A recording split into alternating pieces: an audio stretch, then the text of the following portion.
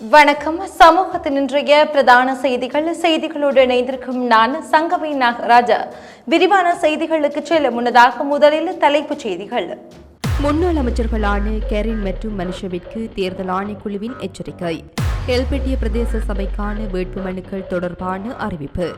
தமிழர்களின் மொழி உரிமையை உறுதிப்படுத்துவோம், தேர்தல் விஞ்ஞாபனத்தில் அனுர உறுதி.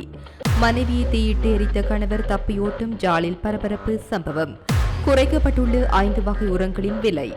விருந்து உபசார நிகழ்விற்கு சென்று தனியார் வங்கியில் பணிபுரிந்து வந்த யுவதி மர்ம மரணம். குடிவரவு மற்றும் குடியகழ்வு திணைக்கள அலுவலகத்திற்கு அருகில் குழப்பநிலை. கொலையில் முடிந்து அதிரடி, சிக்கிய 19 வயது இளைஞன் கொழும்பில் பரபரப்பு. கையடக்க தொலைபேசி வழங்குவதில் கட்டுப்பாடு, பெற்றோருக்கு எச்சரிக்கை.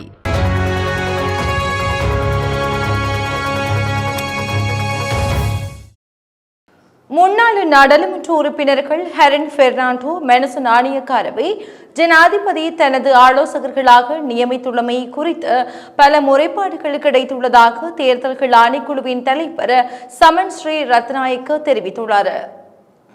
ஜனாதிபதியின் ஆலோசகர்கள் என்ற அடிப்படையில் தங்களுக்கு கிடைத்த வரப்பிரசாதங்களை அவர்கள் தேர்தல் செயற்பாடுகளுக்காக பயன்படுத்துகின்றனரா என உன்னிப்பாக தேர்தல் ஆணைக்குழு அவதானித்து வருகிறது என அவர் தெரிவித்துள்ளார். ஜனாதிபதியின் நியமனம் குறித்து பல முறைப்பாடுகள் கிடைத்துள்ளன. எனினும் வேட்பாளர் என்ற போதிலும் ஜனாதிபதிக்கு நியமனங்களை மேற்கொள்வதற்கான அதிகாரம் உள்ளது. எனினும் ஆலோசகர்களாக நியமிக்கப்பட்டுள்ள முன்னாள் அமைச்சர்கள் ஒரு வேட்பாளருக்கு ஆதரவாக செயற்படுவதற்காக வாகனங்கள் போன்ற வரப்பிரசாதங்களை பயன்படுத்தினால் அது தேர்தல் சட்டங்களை மீறும் செயலாகும் என்று அவர் தெரிவித்துள்ளார். இதன் காரணமாக அவர்களின் நடவடிக்கைகளை உன்னிப்பாக அவதானித்து வருகின்றோம் என அவர் தெரிவித்துள்ளார்.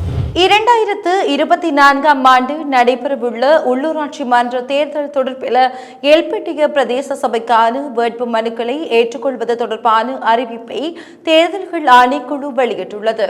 இதன்படி 2024 ஆண்டு நடைபெறவுள்ள உள்ளூராட்சி மன்ற தேர்தலுக்கான வேட்பு மனுக்களை ஏற்றுக்கொள்வது தொடர்பான அறிவிப்பு இன்று எல்பிட்டிய உள்ளூராட்சி சபையின் தேர்தல் அதிகாரியினால் அறிவிக்கப்பட்டுள்ளது.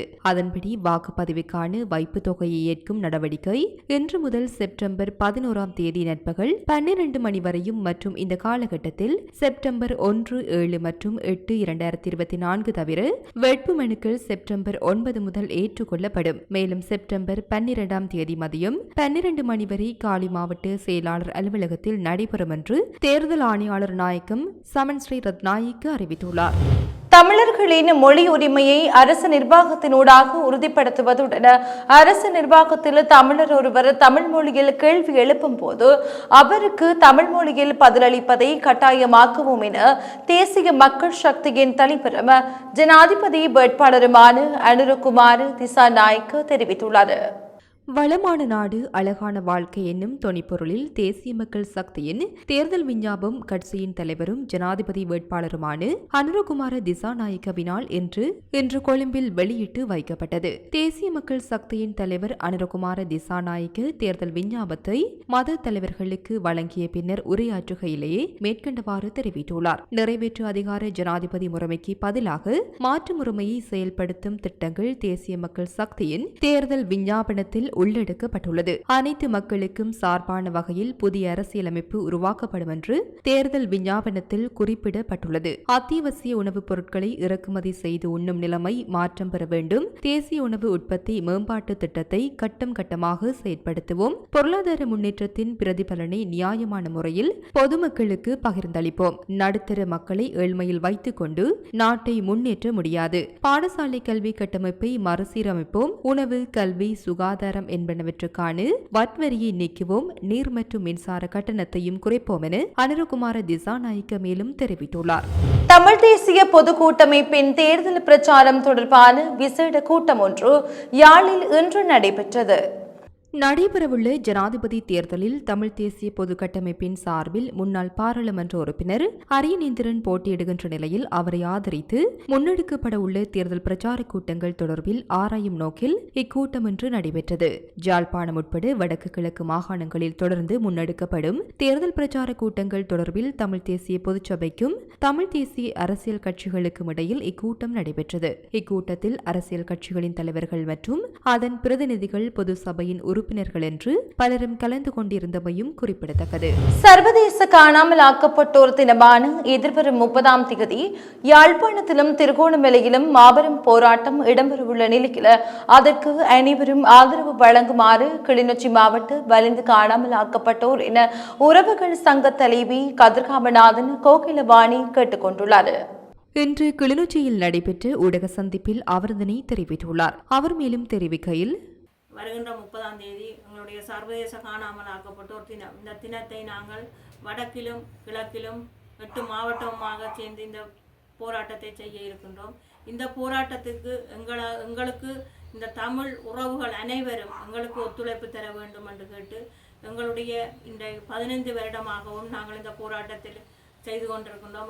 எங்களுக்கான உறவுகளுக்கு எங்களுக்கு எந்த விதமான நீதியும் கிடைக்கவில்லை. சர்வதேச காணாமல் ஆக்கப்பட்டோர் தினத்தை நாங்கள் ஒவ்வொரு முறையும் எங்களுடைய துக்க தினமாகவே நாங்கள் அனுஷ்டித்து கொண்டு வருகின்றோம். இந்த போராட்டத்துக்கு எங்களுடைய ஆதரவுகள், உங்களுடைய தமிழ் மக்களான ஆதரவுகள் எங்களுக்கு தேவை. உங்கள் அரச சார்பற்ற நிறுவனங்கள், பல்கலைக்கழக மாணவர்கள், முச்சக்கர வண்டி அமைப்புகள், பஸ் சங்கம், விளையாட்டுக் கழகங்கள் அனைவரும் எங்களுக்கு இந்த போராட்டத்துக்கு ஒத்துழைப்பு தர வேண்டும் என்று மிகவும் தாழ்மையுடன் கேட்டுக்கொள்வோம். பாதிக்கப்பட்ட குடும்பங்களின் இளையோர்களால் கண்காட்சி ஒன்று இன்று கிளிநொச்சியில் இடம்பெற்றது. கிளிநொச்சி பேருந்து நிலையம் முன்பாக இடம்பெற்ற கண்காட்சியில் பல்வேறு கருத்துக்களை தாங்கிய சித்திரங்கள் காட்சிப்படுத்தப்பட்டன. அதேவேளை காணாமல் ஆக்கப்பட்டோரின் குடும்பங்களிலிருந்து வழங்கப்பட்ட கருத்து சித்திரங்கள் இதில் காட்சிப்படுத்தப்பட்டது. குறித்த கண்காட்சியை பலரும் பார்வையிட்டு வருகின்றமை குறிப்பிடத்தக்கது. யாழ்ப்பாணம் அச்சுவேலி பகுதியில் குடும்ப பிரச்சினை காரணமாக மனைவியை கணவன் தீயிட்டு எரித்த நிலையில் மனைவி யாழ்ப்பாணம் போதனா வைத்தியசாலையில் அனுமதிக்கப்பட்டுள்ளார். சம்பவத்தில் 2 பிள்ளைகளின் தாயான பாலகிருஷ்ணன் நிருத்திகா என்று 28 வயதான பெண்ணை எரிகாயங்களுக்கு உள்ளாகியுள்ளார். இந்த சம்பவம் நேற்றைய தினமிரவு 11 மணியளவில் இடம்பெற்றதாக போலீசார் தெரிவித்தனர். திருமணம் செய்து 10 வருடங்கள் கடந்த நிலையில் குடும்பத்தில் பிரச்சினை இடம்பெற்றுள்ளது. இந்த நிலையில் கணவன் மது போதையில் வீட்டுக்கு வந்து மனைவியுடன் தகராறில் ஈடுபட்ட பின்னர் அறையொன்றுக்குள் பூட்டி வைத்து தீயினை மூட்டியதாக போலீசார் தெரிவித்தனர். காயமடைந்தவர் அச்சுவேலி பிரதேச வைத்தியசாலைக்கு கொண்டு செல்லப்பட்ட பின்னர் மேலதிக சிகிச்சைக்காக யாழ்ப்பாணம் போதனா வைத்தியசாலைக்கு அனுப்பி வைக்கப்பட்டுள்ளார். கணவன் தப்பி சென்றுள்ள நிலையில் சம்பவம் தொடர்பில் அச்சுவேலி போலீசார் மேலதிக விசாரணைகளை மேற்கொண்டு வருகின்றனர். அரசு உர நிறுவனத்தினால் உற்பத்தி செய்யப்படும் 5 வகையான உரங்களின் விலை 4000 ரூபாவினால் குறைக்கப்பட்டுள்ளதாக தெரிவிக்கப்பட்டுள்ளது. குறித்த விடயத்தை விவசாய மற்றும் பெருந்தோட்ட கைத்தொழில் அமைச்சர் மஹிந்த அமரவீர தெரிவித்துள்ளார். அத்தோடு தேயிலைக்கான உர மானியத்தை வழங்குவதற்கு தேவையான மொத்த தொகையான 2400 மில்லியன் ரூபாவை இலங்கை தேயிலை சபை வழங்கியுள்ளதாக விவசாய மற்றும் பெருந்தோட்ட கைத்தொழில் அமைச்சு தெரிவித்துள்ளது. தேயிலை பயிற்சியைக்கான உர மானிய திட்டம் கடந்த வாரம் முதல் முன்னிலைப்படுத்தப்பட்டுள்ளதாக அமைச்சு குறிப்பிட்டுள்ளது. மேலும் தேயிலை பயிற்சியைக்காக பயன்படுத்தப்படும் T200, T750, U709, U834 மற்றும் T65 ஆகிய 5 வகையான உரங்களின் விலையை அரச உர நிறுவனம் குறைத்துள்ளதாக அமைச்சு தெரிவித்துள்ளமை குறிப்பிடத்தக்கது. ஹம்பஹா நிட்டம்புவ பிரதேசத்தில் உள்ள தனியார் வங்கி ஒன்றில் பணிபுரிந்து வந்த யுவதி ஒருவர் வீட்டில் மர்மமான முறையில் உயிரிழந்துள்ளார்.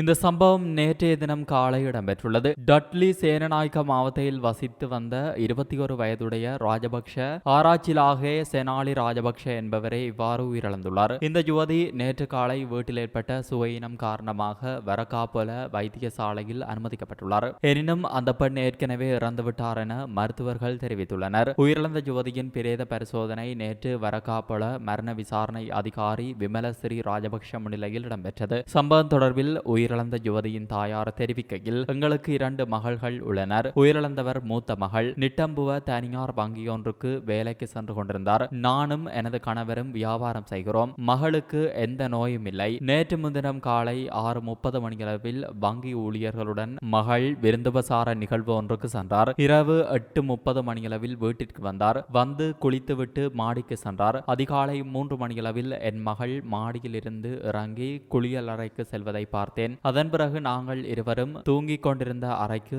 என் மகள் வந்தார். எனக்கு சோர்வாக இருப்பதாக கூறினார். உடனடியாக வரக்காப்பல மருத்துவமனைக்கு அழைத்து சென்ற போதிலும் அவர் உயிரிழந்து விட்டார். எனினும் மரணத்திற்கான காரணம் என்ன என்று இதுவரையில் தெரியவில்லை என உயிரிழந்த யுவதியின் தாயார் தெரிவித்துள்ளார். குருநாகல் கொழும்பில் குடிவரவு மற்றும் குடியகல்வு திணைக்கள அலுவலகத்திற்கு அருகில் குழப்ப நிலை ஏற்பட்டுள்ளது. இந்த சம்பவம் இன்று காலை இடம்பெற்றுள்ளது. குறித்த அலுவலகத்தில் சேவைகளை பெற்றுக்கொள்வதற்காக வந்த சிலர் அமைதியற்ற விதத்தில் நடந்து கொண்டதாக தெரிவிக்கப்படுகிறது. வெளிநாட்டு கடவுச்சீட்டு வழங்குவதில் ஏற்பட்ட நெருக்கடி காரணமாக இந்த நிலை ஏற்பட்டுள்ளதாக தெரிவிக்கப்படுகிறது. கொழும்பு மருதானி போலீஸ் பிரிவுக்குட்பட்டு தேவநம்பிய திச மாவட்டத்தில் நபர் ஒருவர் அடித்து கொலை செய்யப்பட்டுள்ளதாக மருதானி போலீசார் தெரிவித்துள்ளனர். இந்த கொலை சம்பவம் நேற்று ஞாயிற்றுக்கிழமை இரவு இடம்பெற்றுள்ளது. 44 வயதுடைய நபர் ஒருவரே இவ்வாறு கொலை செய்யப்பட்டுள்ளார். கொலை செய்யப்பட்டவருக்கும் இளைஞன் ஒருவருக்கும் இடையில் ஏற்பட்ட தனிப்பட்ட தகராறு காரணமாக இந்த தாக்குதல் இடம்பெற்றுள்ளதாக போலீசார் தெரிவித்தனர். இதனையடுத்து காயமடைந்தவர் கொழும்பு தேசிய வைத்தியசாலையில் அனுமதிக்கப்பட்ட பின்னர் உயிரிழந்துள்ளார். இந்த கொலை சம்பவம் தொடர்பில் வெளிமடை பிரதேசத்தை சேர்ந்த 19 வயதுடைய இளைஞன் ஒருவர் கைது செய்யப்பட்டுள்ளதாக போலீசார் தெரிவித்தனர். இது தொடர்பான மேலதிக விசாரணை மருதானை போலீசார் மேற்கொண்டு வருகின்றனர். ஜாழ்ப்பாணம் குறிகட்டுவானில் கடமை நேரத்தில் மதுபோதையில் இருந்த போலீஸ் உத்தியோகத்தர் பொதுமகன் ஒருவரை தாக்கியதற்காக பணி நீக்கம் செய்யப்பட்டுள்ளார்.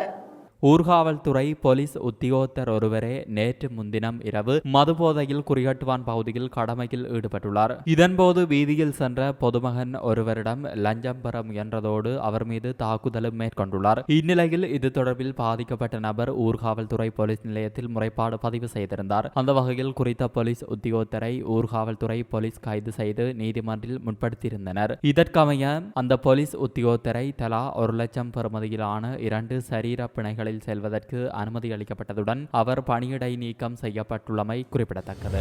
ஹொஸ்லந்தை பூனாகலை வெள்ளவாய வனப்பகுதியில் பரவிய காட்டுத்தீயை கட்டுப்பாட்டுக்குள் கொண்டு வந்துள்ளதாக அதிகாரிகள் தெரிவித்துள்ளனர்.